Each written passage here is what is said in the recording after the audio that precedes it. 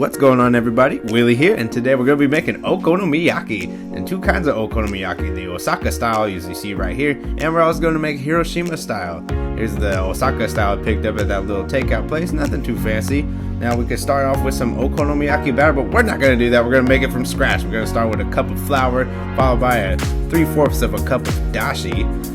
Where's the dashi? Right here, here's the dashi. And then we're going to need a tablespoon of sugar and a tablespoon of baking powder. And look how funny this baking powder can is. I don't know why they do it like that, but hey, moving on. And this is our weirdest ingredient of the day. It's a Japanese mountain yam. So what happens when you grate this, it turns into this sort of melted cheesy kind of texture. It's really weird, but hey, it's gonna help fluff up that batter. If you don't have one of these, you could just use an egg white and fluff it up like you're making fluffy pancakes.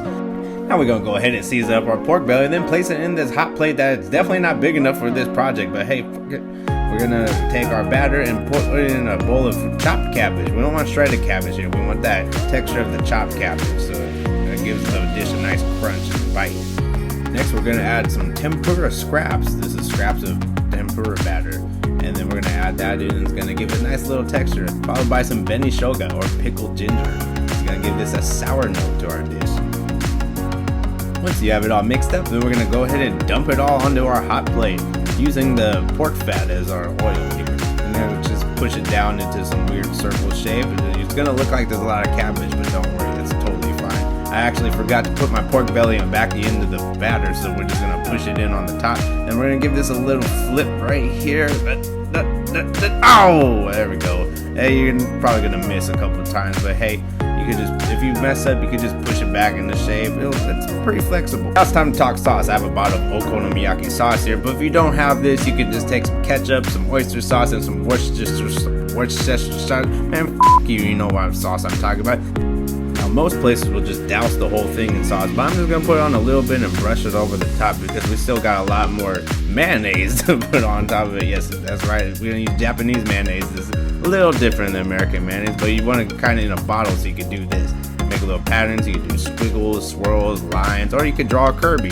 I don't care. Before we try this, we're gonna put this to the side and go on out to Hiroshima. Hiroshima is a beautiful town with beautiful sights and temples, and as you can see, they made it very clear that they love Okonomiyaki. So here's a nice little place we could try out. As you can see, my dude right here was whipping up 6 or 7 at a time, which gave me a lot of notes to take.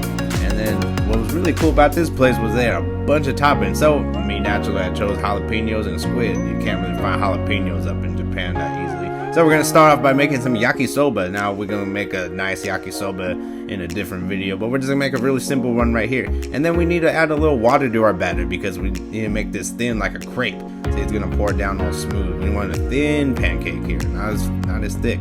Once you start to see bubbles, go ahead and give it a flip like you would a normal pancake, and then go ahead and cover it with your yakisoba noodles. Then on top of the noodles, we're gonna add our pork belly strips. Now, if you don't have pork belly, bacon is totally fine, and quite frankly, I think it's better. Don't tell them that though. Then we're gonna add a whole egg. Don't worry if that yolk breaks because we're gonna have to break it up ourselves. And then we're gonna do this majestic flip of the whole Okonomiyaki onto that top of the egg. 3, 2, 1. Bow! Look at that accuracy right there. I'm Joe Montana up in this bitch. We're gonna go ahead and sauce this one up the same way we did the Osaka version. Then our last ingredient, some bonito flakes. I usually use one little pack here. I don't like too much of this. It's a little fishy, but and there you have it. We got Osaka and we got Hiroshima. We'll start off with the Osaka version here. We got multiple textures and multiple flavors like sweet, sour, and salty. I love this thing. It's really good. Next, the Hiroshima style. This one's a little bit different. One bite, you get a piece of the pancake. Next bite, you get a piece of meat. And the next one, you might get some egg. This one comes out more like a full course meal instead of the full one piece you get from the Osaka version.